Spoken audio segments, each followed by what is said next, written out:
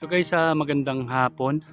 Welcome to my channel, Melbs TV, ang inyong lingkod. So guys, nandito tayo ngayon sa casting area o stockpile ng Hyundai Dongga joint venture. Ayan guys, so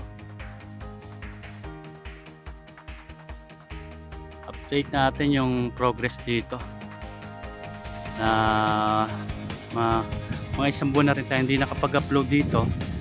So guys, ayan o, naging progress dito. Itong area na to guys, so clear na siya oh. Siguro in the future tatambakan din to pag nalagyan ng mga segmental box. Ayan guys, so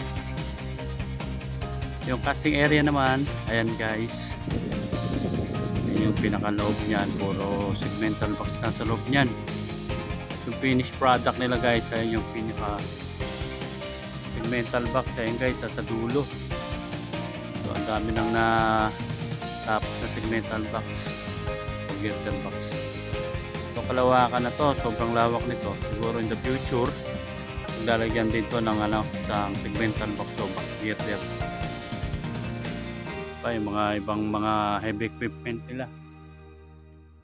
Ayan guys, so mga dump truck, mobile crane, tapos yung pump crate. Ayun pa guys, so nasa likod yung boom truck, mga excavator.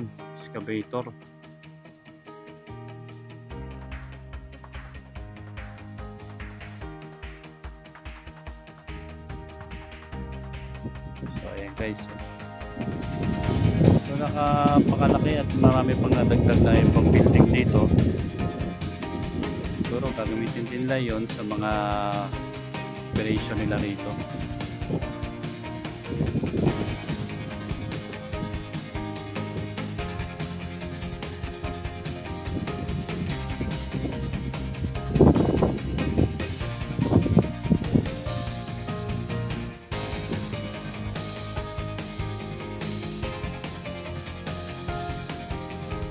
So guys, pa-like, pa-subscribe at kahit na rin ang notification bell para updated kayo sa mga video ko na ina-upload.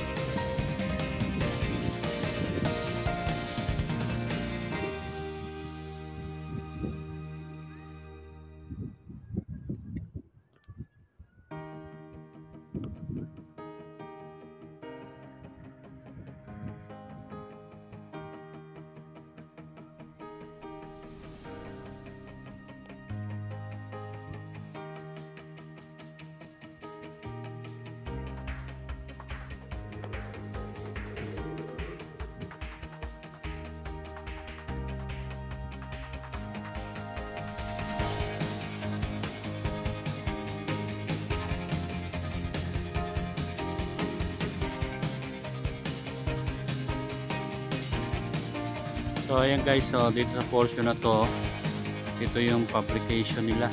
Diyan yung ginagawa yung mga rebar na ipapasok sa segmental box. So ayan guys, so marami na nga silang natapos guys. Yan, ililipat doon sa pinaka mold, papasok sa mold. Tapos pagka na-inspection na check na ng mga engineers, saka yan bubuhusan guys.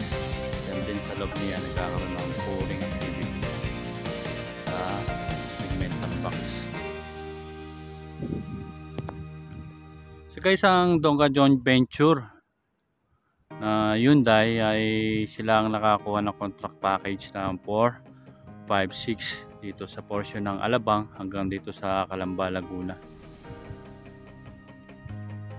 Kaya matagal na trabaho ito. Siguro mga 3 taon na trabaho pa ito. So malaki yung nagiging trabaho dito sa loob ng casting area. Sabi ko nga, in the future, itong maluwag na lugar na to ay mapupuno yan ng casting area, ng segmental box.